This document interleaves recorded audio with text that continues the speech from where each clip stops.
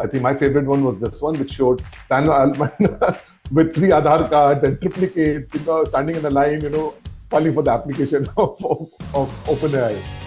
I think rather than LLM, in India, we should focus on MEME creation. Okay. Good evening and welcome to yet another edition of Thinkly Talks, a place where we are in conversation with some wonderful people from around the world. And today, we are back in Jasprit's community, PlurAlity Dialogues, after a week-long break. So Jasprit, great to have you back. Welcome. Thank you so much. Sorry, last time, at this time, I was in a flight and then in places where I wasn't sure whether Zoom would work, so I had to miss last week, but great to be back. Likewise. And so how was Dubai and how was your whole travel over the last, let's say, 7-10 days? Well, when I tell people why I went to Dubai, they get mystified. I was speaking at something called the World Sugar Conference. It is, AI pops up at the most unlikeliest of places. And commodities and including sugar is actually a huge area for this technology. So it was interesting to kind of be amongst people who trade in billions of dollars and to see how AI can help them, among a few other things. So that's where I was there. Fascinating. I think this is going to be the theme of the way things are going to roll out, right? As AI going to touch us in more and more places than we even imagine, right? So I think, Jasprit, today, we are back to a very, very interesting topic, which is really about AI, and the road to singularity. But like last time, let's just maybe spend around 8-10 minutes on what happened over the last 2 weeks since you went there in the last week, and then we can then go down this topic, right? So let me quickly share my screen, and here we go. So, so today really we just trying to touch upon, and I picked up three. Like you said, there's so much happening in the world of AI. I just picked up 3 themes. So one is really about AI in jobs. Now, you and I had a wonderful chat, I think, on 26th of Feb, and then this was dropped on 27th of Feb, just literally the day after, where really the Kleiner AI assistant, which is based on ChatGPT, it talked about how it's now in a position to replace, let's say, around 700 customer service agents, right? And these are things that we touched upon, but, just with any reactions, any thoughts? Well, this Klarna thing was a bit of a bombshell. They said that, as it's written, 2/3 of conversations had moved to an AI bot based on an OpenAI technology. It was doing the work of an equivalent of 700 full-time agents. So that's 700 jobs lost in a way. Yeah. Very interestingly, 2 more statistics. It led to a 25% drop in repeat queries. So it was getting right the first time, many times, more than humans. And the average resolution time was 2 minutes rather than 11 minutes for humans. Right. And such more things. Frankly, first reaction was jaw-dropping, but Vivek, my second reaction was too good to be true. Yeah. Okay. And actually, if you and I didn't do this, but many people actually called up Klarna to get to the board to see what was. Well, a couple of things. One is Klarna is going IPO. Okay. Yeah. And so their stock is not doing, their numbers are not doing very well. And so one way to think about this is it was very timely, this kind of thing. But I think net, what turned out was that some of it was true, okay, but a lot of it was kind of, a lot of made up figures in some sense, okay. Right. Because they kind of made it up in very clever ways. But whatever, even if, frankly, half of this is true, that's an amazing scale use case that we have seen. And yes, it does mean that contact center agents should be a little scared. Last thing, Vivek, I would say is that when we did our jobs discussion, I think I did talk about the fact that 3 areas, contact centers, creative arts, and software engineering programmers. I think those are the 3 areas where there will be maximum impact. And this is clearly one of them. Yeah. What a paradox. I mean, like we've always seen that the people who are in all the other industrial, what should I say, revolution, is the people at the bottom of the pyramid who seem to be getting impacted. This time it's really coming after the creators, right? So to say. Yeah. So it's a cognitive technology. So, Right. Absolutely. Right. And in fact, when you're talking about the IPO, it reminded me of the whole, the boom that happened towards the late 80s and early 90s, right? Because every time somebody announced that, they're going for a ERP or they're going for I2 supply chain, the stock ticker would just run up a bit, right? Just a simple announcement. And I guess we're just seeing a replay of that happening with AI, right?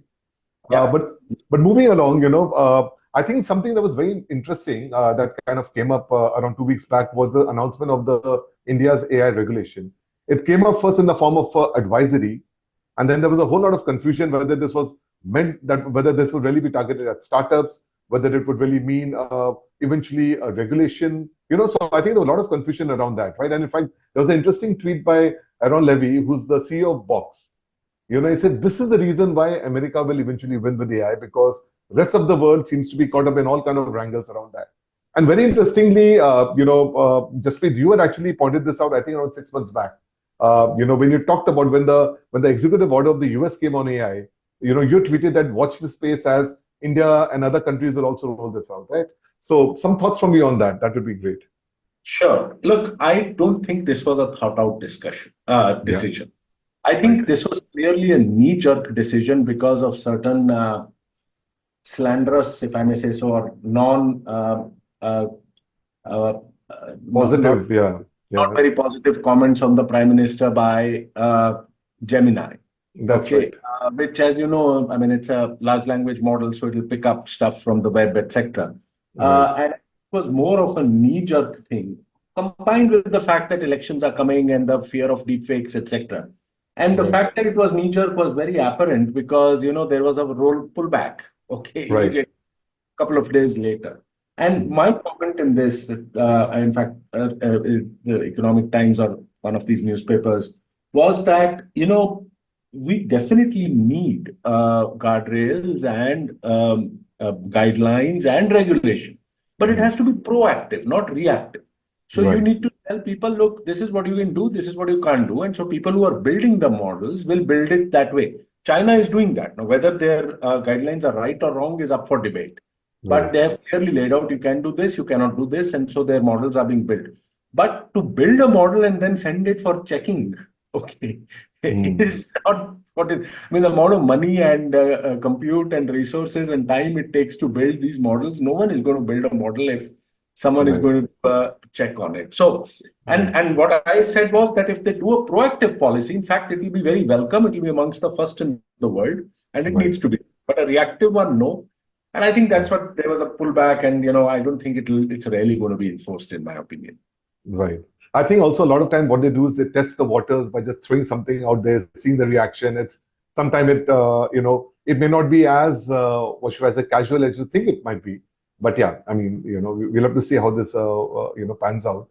But as always, I think any of this thing leads to some amazing memes, and I think my favorite one was this one, which showed Sam Altman with 3 Aadhaar cards and triplicates, standing in a line, filing for the application of OpenAI. So, I think rather than LLM, in India, we should focus on MEME creation. Okay. We are very good at creating memes. And this one had some good ones. I did see this one. This is very cool. Yeah. And then, of course, last week, I mean, you can't have a week go by without Elon and, of course, Sam Altman being at the center of this. And this is when, you had, OpenAI, Elon was really, suing OpenAI out there, and Altman, and I think Microsoft also, right? Obviously, the whole thing is quite interesting because his biggest contention is the fact that here you have, a model which was initially supposed to be for profit. So you kind of get all these tax dollars, pre-tax dollars that are coming in the form of donations, and then you suddenly decide to make the company for profit, right? So Elon had this whole issue with that, and there obviously were some more mails dropped by OpenAI shortly after that, saying that actually Elon himself wanted to kind of make this a for-profit company because the amount of billions of dollars that he anticipated might be required would just not be enough. So, Jasprit, any thoughts on these? Vivek, would love to know yours also, but it's again one of those things. When Elon brought out this lawsuit, he's been threatening to do that for a while now. Right. And when he did that, I think the sympathies lay with him.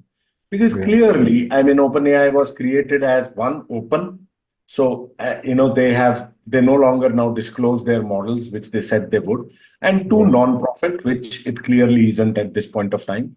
And so, he said that, I've just given charity, it was just like, whatever. And, So the sympathies lay with him. But when OpenAI released the entire mail trails with Elon Musk and very powerful people writing it, I mean, Sam Altman Right. writing, Ed Bachman writing it, very important, very interestingly, Ilya Sutskever, who's supposed to be a Musk confidant and, was Right. recruited Right. also in writing that and writing some mails to him, which Yeah. clearly showed two things. One, that Elon himself was in agreement that it will require billions of dollars and therefore the structure would need to be changed. And two, that the definition of open is not really open as in the algorithm is open for everyone or it's Right. open source, but it's open to be used by everyone in the world. Right. I think he was caught wrong-footed on that. And then obviously what you have just put here in terms of the Tesla part and taking control part. And he therefore reverted back to typical Elon, and he's now trying to squirm his way out by saying that if OpenAI changes its name to Closed AI, I will drop the suit, the Yeah. lawsuit. Right. I mean, much like, frankly, our earlier discussion of the announcement of, check your LLM. I think this Yeah. also be a big damp squib. But I think Yeah. as a meta point, Vivek, I think well, all this, AI is not only becoming a powerful technology, but all of these tech bros acting in this way is actually becoming quite a lot of entertainment for Yeah. the world. Okay. Yeah. It's Yeah. not just tech now. There's so much of, and Elon, in fact, said in a very famous interview to the BBC when BBC asked him, why do you do this and why do you do that or whatever? He said, aren't you being entertained? Which Yeah. is sad, but we're becoming an entertainment economy. So Right. Right. I enough agree. about Yeah. And I think again the memes. I mean, I think we have to be living in a simulation when billionaires fight with each other using memes, and this is one of them that actually shows. He's being pulled over, and he's saying that's an old photo because that's OpenAI. It's now closed AI, right? But I think obviously I think this is going to be picked up by SEC and other guys because I think there have been some implication on taxation and all that stuff. I think which anyway it's for the billionaires to sit around and figure it out. But moving along, Jaspreet, really, I think today we have a very interesting, lineup in that sense. So, Jaspreet, I think the topic really for today's discussion is really about AI and the part towards singularity, right? Now, in many ways, this is a very, very, what should I say, nuanced and difficult to kind of, get our head around because the definition of AGI, some people keep saying, has been a moving goalpost, right? In fact, some experts say that, listen, if in 2005, you let's say shown ChatGPT 3.5 itself, people would have said that this is AGI. The level of, the detailing, the kind of conversations you're able to have, that's fascinating. And then some other people say that, listen, just training a neural network to help you predict the next word in a sentence is hardly AGI, right? So, so what really do you think is a good definition for AGI and how is it different from artificial narrow intelligence? good point, Vivek. And in fact, that was how start say have we achieved AGI or not? So first of all, let's kind of define singularity and AGI. Yeah. Okay. So AGI is artificial general intelligence, which has as many definitions as the people defining them. Okay. Yep. So everyone has a different definition. It became as well. So singularity is the time period at which point of is the time when humans will or rather computers will become more intelligent than human beings, and therefore AGI would have been achieved. And I think singularity, the word, was popularized most while it was initially brought up by Van Neumann, and the original inspiration for that was the singularity before the Big Bang. Yeah. Before the Big Bang happened to create the universe, everything was singularity, one point. Maybe we talk about it, but there are interesting connotations of it in Indian philosophy also. But we'll keep Yes. that aside. But then while Van Neumann brought it up for the first time in the AI context, it's Ray Kurzweil, the futurist, who made it famous by his book called The Singularity is Near. And in fact, then created Singularity University out of the Bay Area with Peter Diamandis, where I went and learned, and now I'm a faculty at. So I'm kind of close to Singularity in many ways. And he, in his first book, had said that it will be between 2039 and 2042, if I remember. Right. Now, he had defined AGI, if I remember, as the time when AI will become more capable or more intelligent than all human beings, not one human being. See, that's the core Right. difference. Mm-hmm. Okay, it will become more intelligent than you or me. Okay, but all human beings, all brains on the world is kind of a different deal altogether. Right. And that's the problem. The definition of AGI is completely, as I said, there are as many definitions as the people defining them. Uh, and so what has happened is now people have, in a sense, it's become a moving target, as you said. Initially, the thing was if it passes the Turing test, we've created AGI. And for people who are not aware of the Turing test, Alan Turing, you put a machine in one room, a human in another room, and they're talking to each other on what messenger or mail or whatever. And if the human cannot figure out that the other thing is a machine, then the machine is as intelligent as the human. The Turing test, frankly, has been passed with ChatGPT in many ways. And so Correct. now people are redefining the Turing test. Okay. And so AGI is a moving target. And now people are saying there's not only AGI or artificial narrow intelligence, which is one thing it can do, play chess, play Go. AlphaGo, DeepMind's program kind of made sure it could play anything. So it had become general. Right. But now people are even talking of ASI, which is artificial super intelligence, Right. beyond artificial general intelligence. So the final thing I would say is that you're right. If ChatGPT, many people when they do ChatGPT, they think it's happened already. We are already there. And in fact, right after generative AI, our friend Ray Kurzweil is writing his next book, which says the singularity is nearer. Right. Okay, so he's kind of pulled up the. So yeah, so we don't really know because we don't really know the definition yet. No, so the event horizon definitely seems to be coming closer as we think about singularity in that sense. But from you, Jasprit, really, what do you think is going to help us achieve that singularity or AGI? And we can use that word very, very, interchangeably in that sense, right? Is it going to be eventually? And I'm just using a very reductionist, approach. Is it going to be more about more compute power? Is it going to be about more, parameters that the LLM is trained on? Let's say, for example, let's say GPT-4 is trained apparently on 1.75 trillion parameters, or is it going to be on a larger data set? And I think therein we have a problem because pretty much the entire data set has been consumed. So is it going to be one of these three things that's suddenly going to lead to an AGI, or is it going to be something completely different dimension, like something like consciousness, which is going to be a completely different rabbit hole? Lots I can say on this, Vivek, but Please take your time. I think this is very interesting. Yeah. So let me just set a reductionist view, okay? And there's the ABC of singularity, okay? And you mentioned all three, but A is for algorithm, and B is for, say, big data, okay? And C is compute, okay?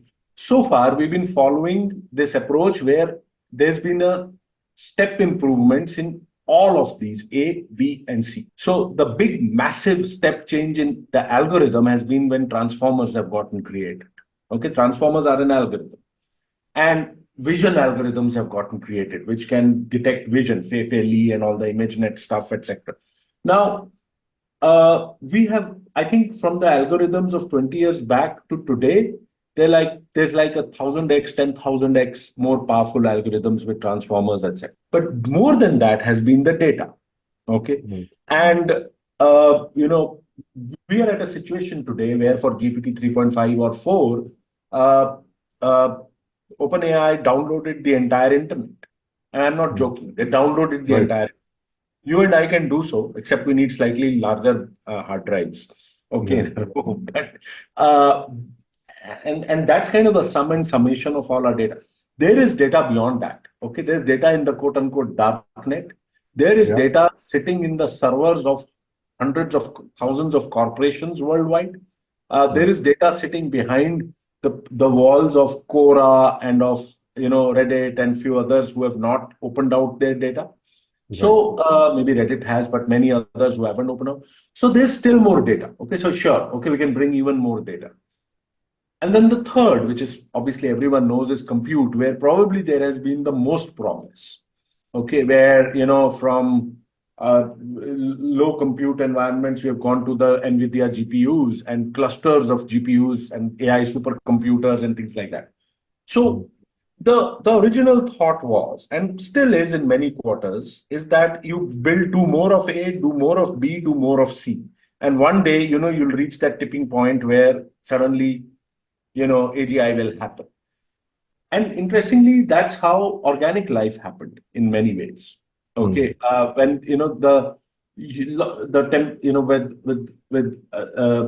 all the right ingredients when they came up on Earth, as the planet was being created, no one knows how that primordial soup happened, but it happened. However, now most scientists, including Sam Altman, okay, and others, Jeffrey Hinton, I think too, are saying that we've maxed out this ABC paradigm.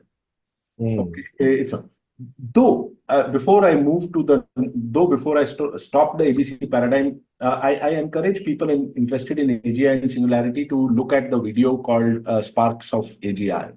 Yeah. And there's a big dense paper behind it, which basically says that something is happening, we don't know what.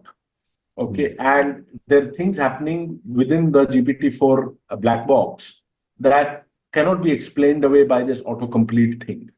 Okay, Right. and that actually reminds one of the primordial soup through which life happened. That is, something is happening which we don't know what. Okay.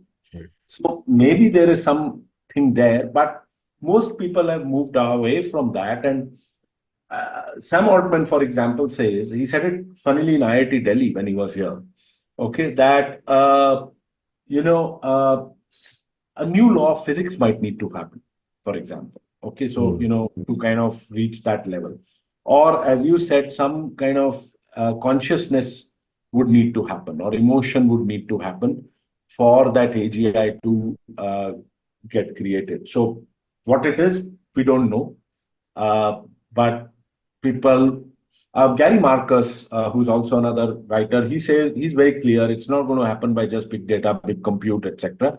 We'll have to have a combination of this neural networks, which drive the large language models, and what is called symbolic AI, which is rule-based AI, which used to happen earlier. And so maybe that's another route. So there are many routes through which Singularity can happen. But I'm not sure whether it's the right, even the right goal to go towards. Why do we even want Singularity? Right. But that's interesting. I mean, Jasprit, you saying why do we want Singularity? Because I've largely seen you as a major optimist when it comes towards AI and discovery on AI. So why would you even make that statement?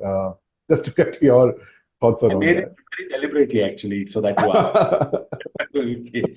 Uh, but it's interesting. All these companies, DeepMind, OpenAI, X.AI, they are all been created saying that we have all been created to achieve singularity and to achieve it in a way which is beneficial to humankind.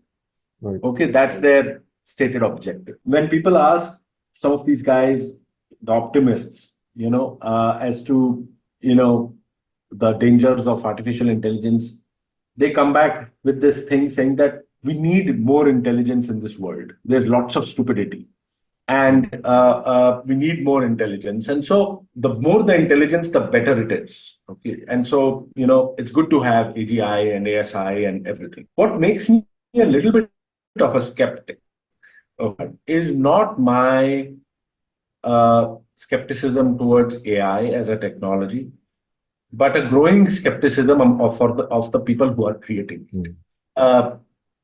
We talked about some of their shenanigans a little earlier. Okay. Yeah.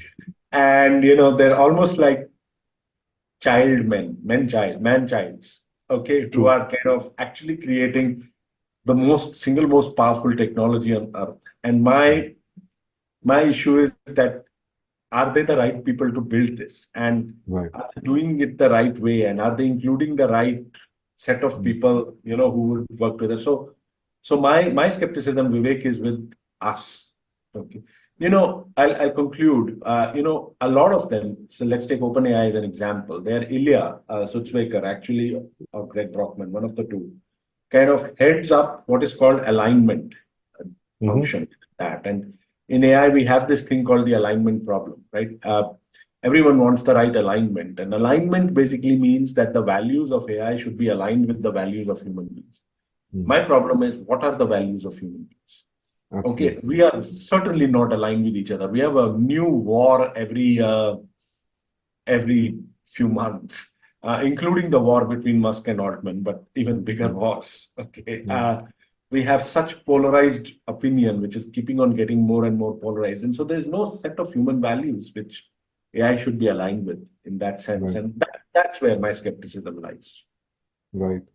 I wonder if you've read this book by Mo Gotwat, Scary Smart. And he basically Goddard talks about the three inevitables of AI. He said, A, there will be a race towards AI because the prisoner's dilemma ensures that, the companies, the tech giants, the nation states are going to compete for that. Second thing, he says, it's a given that, whether you want to call it AGI or not, eventually they will be much smarter, far more intelligent than the average human being. And the third thing that he really talks about is the fact that eventually bad things are going to happen. There's going to be some misalignment. And, I think that really is a big question that it comes about. And I think we're moving now more towards the ethical point of it, which you are, I can see you grappling with that, right? Because, for example, I think in 2018 or 15, when Elon Musk had a big argument with Larry Page over the future of AI and the future of humanity, Elon obviously was at that point in time, and forget about whatever's coming out through Discovery right now, but Elon at that time really said that, listen, you can't really have something which is going to make, humanity at stake, right? Put it at risk. And finally, I think Larry Page just got exasperated and said, listen, stop being a speciesist. Actually, the correct, I think, term is speciesist, but that's what he told him. And I think really, to really have some of the tech billionaires, these, boys out there, in the candy shop, shopping for the next big thing, I think it's really putting a lot at stake for humanity. And what do you have to say to that, Jaspreet? No, I agree. I think we are, in a sense, agreeing. So I've not read the Mo Gotwat book. It's in the list of books. It's then there in my Kindle and books to read. I bought it, but I haven't read it. But, Right. as you mentioned, the three things that he said, again, one of the ways that I only have lately realized in my life is that history is the best predictor of the future. As they say that even if it doesn't repeat itself, it often rhymes. Okay. And so you go back into history, and many times what knocks sense into human beings is when something really bad happens. Okay.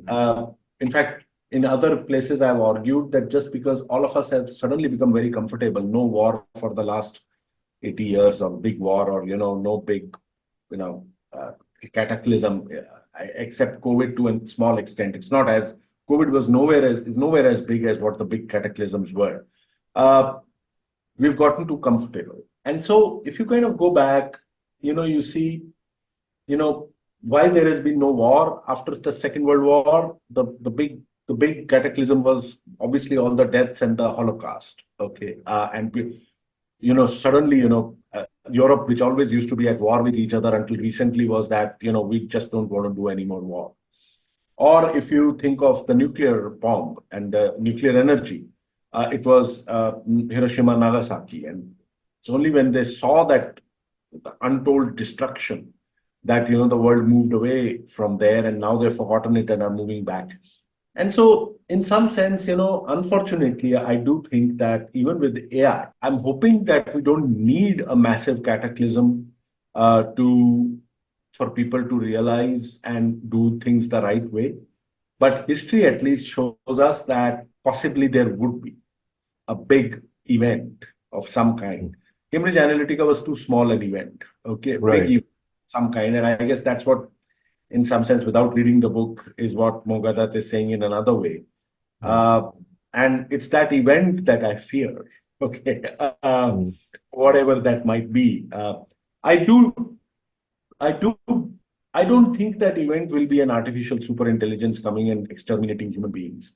But I think the event would be either a huge sabotage of elections and democracy in a large country or several large countries, or it could be the use of lethal autonomous weapons, AI-based weapons, which kind of cause untold destruction. Right. But and so, as I'm fond of saying, to conclude again, Vivek, as I'm fond of saying, AI will not take your job, but someone using AI will. I also do believe that AI will not kill you, but a human using AI could. Okay, and Right, so, right, right. so No, and I think the videos that are coming out of drones being programmed in a few just to kind of pursue people. Currently, the what we've seen really happening with Boston Dynamics and robotics out there. I mean, we're just looking at a future which is going to be very, very unpredictable in that sense, right? And the chat out here is really lit with so many questions, especially around this whole topic of ethics and all. I'll just try and conflate a few of these questions. So there's one question uh, by Rashi K, and there's by Aniket and Shyam. Like, it says, how do you really think about, how can we ensure that, it's a given that AI is going to develop. It's a given that it's going to keep looking at it. But how do we really ensure that there eventually is going to be, what should I say, alignment of the values? Because are we anticipating an AGI, something along the lines of the atomic energy, regulation? What's really going to happen out there? okay. So the good news is, and why I'm an optimist, net, I'm a little optimist at the end, is that I do believe that human beings will muddle through this. But the verb I've used is muddle through. Okay. We're not going to go through this cleanly. Okay. We'll Mm. kind of muddle through. We'll make mistakes, we'll do some good things, some bad things. But why do I say this? I say this because this is the only technology after nuclear technology where the inventors of the technology itself are asking for regulation. Okay, and it's the only technology where countries, regulators, regional groupings, corporations have been proactive in thinking about framing and bringing about guidelines, principles, and to an extent regulation. Okay, to make this happen. With social media, we never did that. Yeah, and Yeah. look at the mess that we've landed into. Mm. But in this case, I think people have been, I mean, that part of the world also has been, the ethics part has kind of tried to keep pace with the speed at which the technology is going. Mm. And people are rightly worried about it. And so I think, therefore, I'm an optimist that we'll kind of uh, build some so that those cataclysmic events, etc., do not Mm. happen. When people ask me, and maybe the two people who asked it, they ask me, should my child, my daughter, my child, should she or he try ChatGPT? And I'm like, Mm. sure, but just keep her away from Instagram.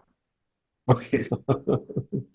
That's quite telling. Okay, that we have, this is still clean. This is still Mm. has some guardrails, some regulation, something built in right from the beginning. And so I'm hoping, therefore, I'm being an optimist there and hoping, therefore, that it Right.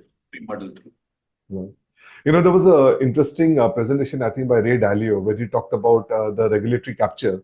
And he pointed out that the people who are now asking for regulation is Meta in social media. The people who are asking for regulation in AI is now OpenAI. Because you know what? These guys have actually torn through the whole innovation that has to be done. And now they're setting up their own little guardrails. So obviously there's going to be argument from both sides of really of the hall, so to say, but and to possibly relevant points. But moving along, there are a couple of questions. From Sham and Meera, and I'll just again try and integrate the two. How do you envision the role of humans in the future where AI has reached singularity? And how do you think society will need to adapt? We are obviously looking at a society which is going to be very, very different, probably in half a decade. I mean, forget about having to look into the crystal ball, right? So, your thoughts around that.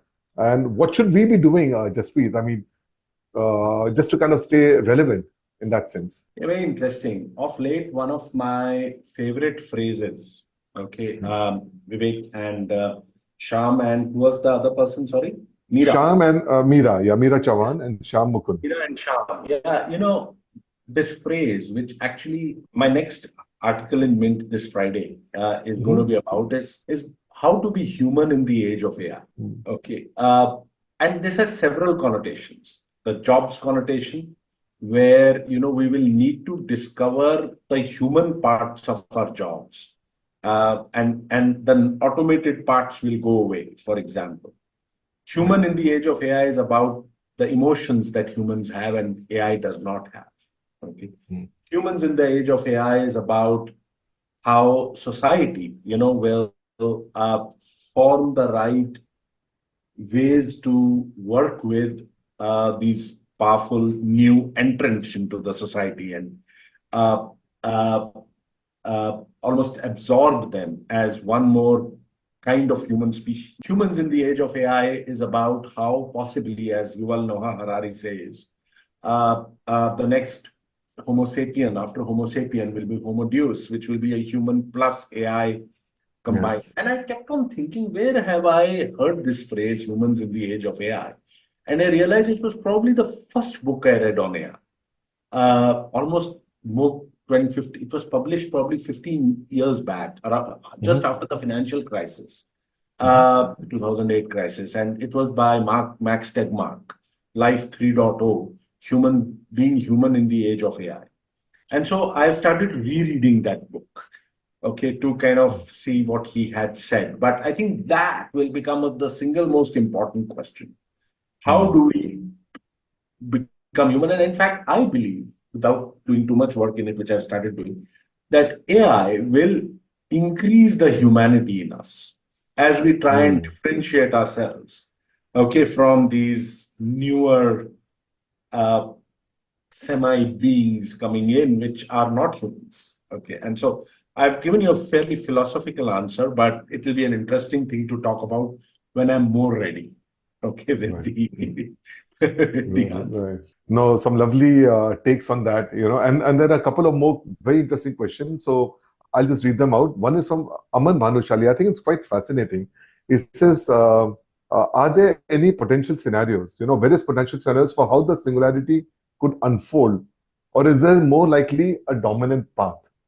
I think it's and it takes me to your thought about how organism, it kind of came up, let's say a single cell, ocean, amphibian, I mean, it's a very fascinating, very philosophical question, right? And maybe I'll just pause and let you answer this before I move to the next one. I forget who, one of the great thinkers of AI, maybe Jeffrey Hinton, maybe one of these other guys, I forget who, Mm, has said that AGI or mm, singularity will happen gradually and then suddenly. mm, So it'll happen gradually as the primordial soup kind of figures itself out, etc. mm, And then one day it'll just happen. Okay. That's mm. one view of it. Okay. Right. My view of it has been slightly different. And I've actually written about it almost 6 or 7 years back. Okay. I call it the frog in the boiling water uh, path. Okay, where that old fable of you put a frog in normal water and you gradually boil the water and the frog keeps on getting more and more comfortable until the Mm, water boils and it dies, right? And frankly, mm, that's what's happening to us. Think about it. Okay, we used to remember phone numbers, for example. Okay, now we right. don't. You don't even remember your spouse's phone number. Mm, Okay, you used to remember directions from place A to place B. mm. You don't remember any directions. AI has taken that over. Yeah. Okay. Google Maps is AI, hardcore AI. Okay. And it's taken that over. Maybe with driverless cars tomorrow, you will forget how to drive. Okay. We've forgotten how to shop in multiple places because now it's all about tapping on the thing. So my view is that, in a sense, AI or machines are taking us over gradually. Mm, And it's not like a one day you wake up in the morning and singularity has mm, happened. Gradually your core human functions are being taken over one by one, and we are ceding control very happily. mm. And so that's the other approach, which is not the suddenly thing, but the more gradual thing. And I think that's how, if it happens, it will happen. And linking this to a question by Shaunak Pai, as we slowly see the control, what happens? What will humans do when we finally see all the control?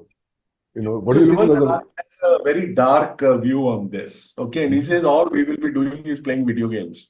Okay, which AI would have made for us.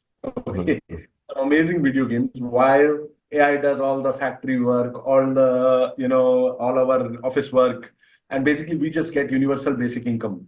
Okay, Right. every month because of all the production value generated by AI gets distributed amongst human beings, and we are just sitting there. I mean, to me, that's a horror scenario. Even though Mm, some of us might think that that's great, you're not working, you're just mm, playing, and you're doing whatever you want, someone else is doing all the work.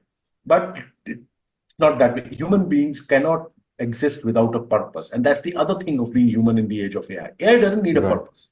Okay. That's right. We need a purpose. We need a purpose to live. Otherwise, we might as well not live. And if the purpose gets taken away, I don't think we'll ever let purpose go away.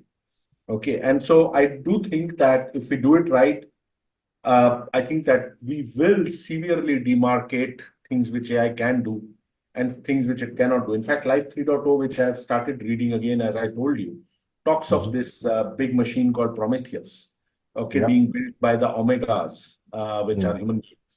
And how Omegas still keep certain things for themselves.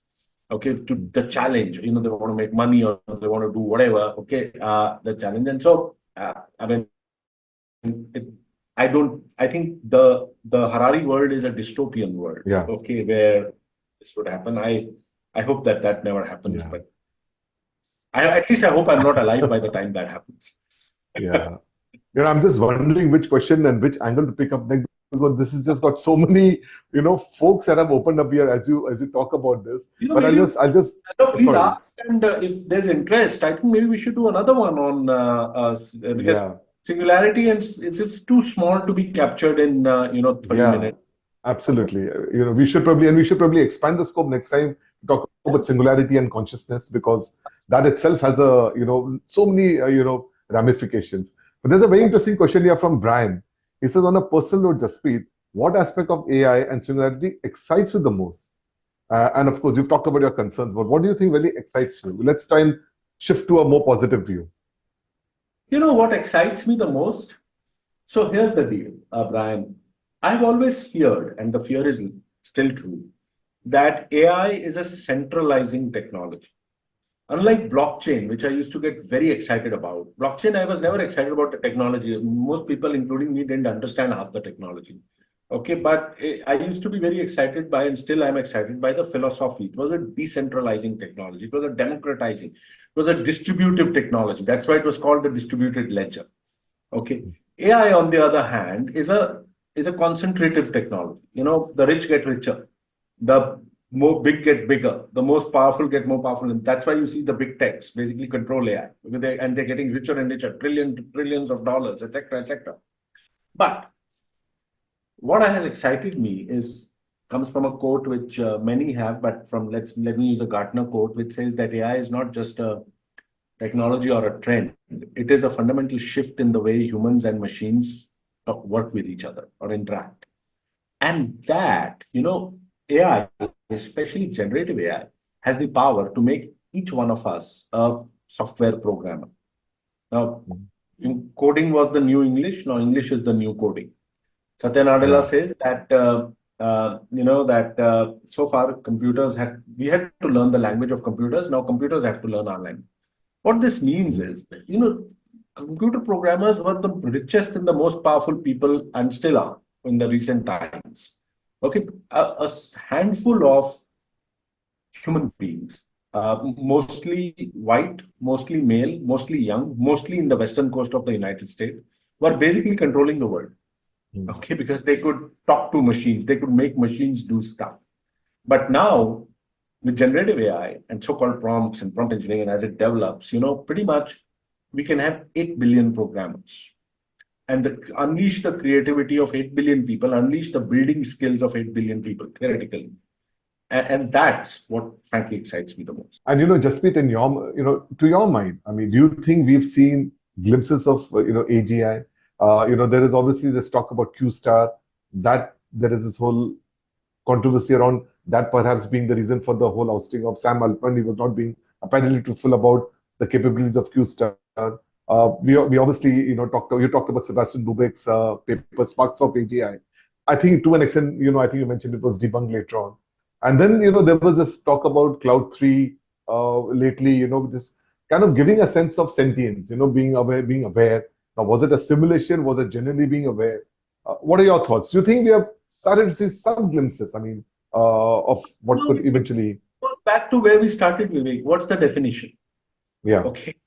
Okay. So I mean, is the definition just intelligence in doing a particular mathematical task, which was what the Q star thing was? Mm. Okay. Or is it, doing the 4 or 5 things that Sparks of AGI did? Okay. Or is it like far more general than that? Does it also have to include doing things physically?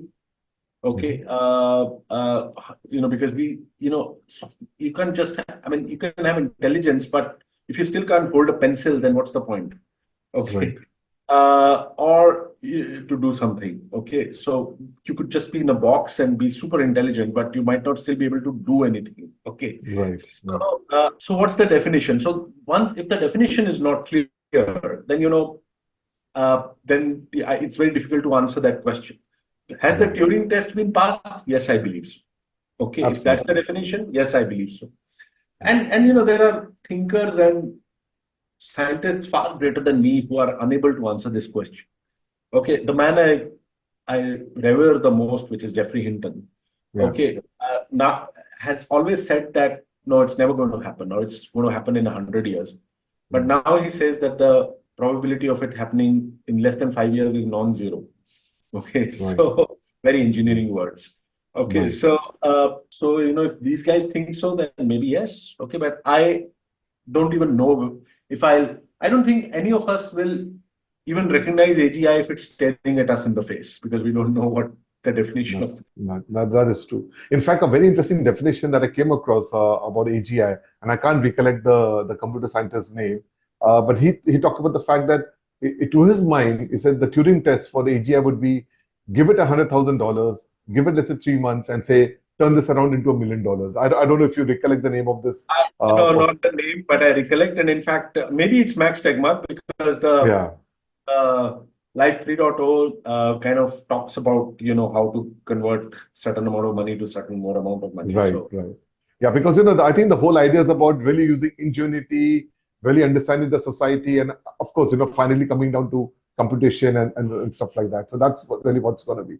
All of this conversation, Jaspreet, and also to kind of what should I say? For the first time, I think in my conversation with you, I've seen sparks of cynicism and skepticism, around this whole AGI. Because in all my conversation with you, been such an what should I say, long on AI.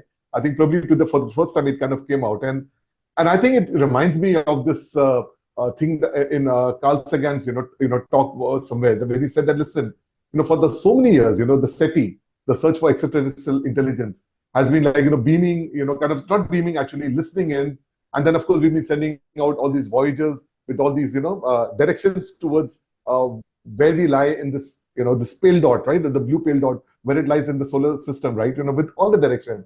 And it says, what if tomorrow some super intelligent being were actually able to kind of come across the Voyager 1, they actually retrieve this the directions, and then finally we wake up one morning to see these huge spaceships, really on the horizon, or let's say landing on Earth. He said, who amongst the citizens of Earth would we really be qualified to go and engage with them?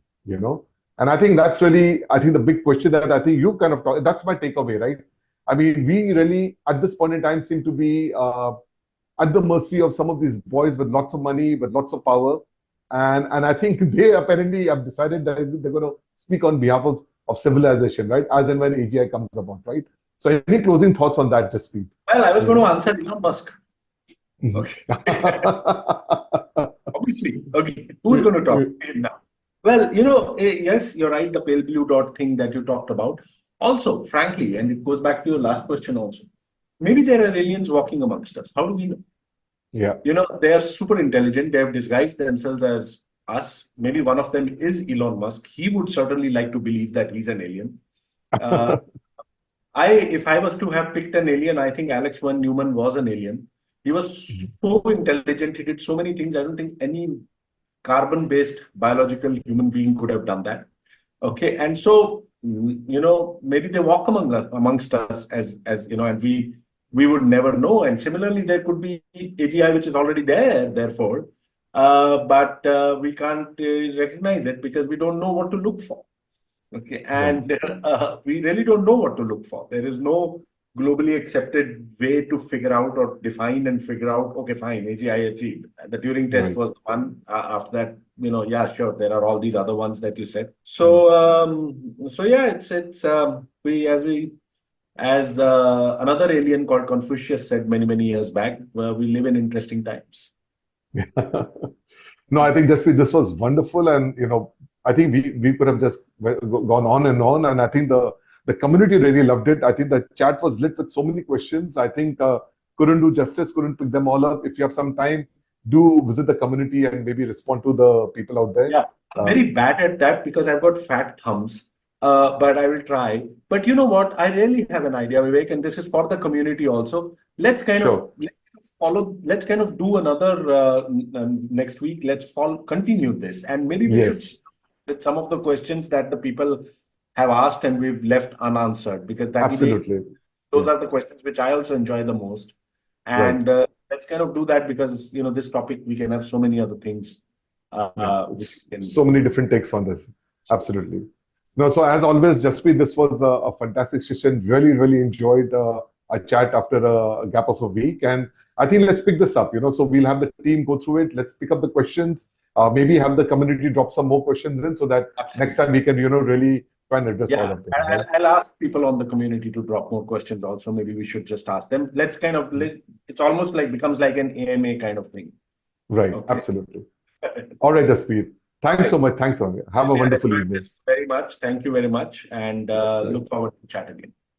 All right. Have a good one. Bye-bye.